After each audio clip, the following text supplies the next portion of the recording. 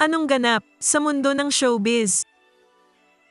Di kinalimutang pasalamatan ng aktor na si Daniel Padilla ang kanyang ex-girlfriend na si Catherine Bernardo.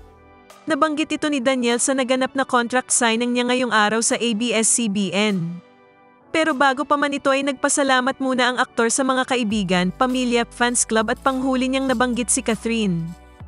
Ayon kay Daniel, hinding-hindi niya raw makakalimutan si Catherine at ang kanilang magandang pinagsamahan.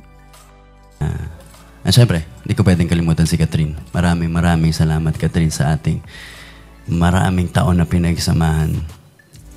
You know, hindi mawawala sa puso ko ang magaganda nating memories at ating mga adventures at journeys na pinagsamahan. Thank you very much. And I'll wrap it up. Thanks, guys. Have a beautiful day. Thank you.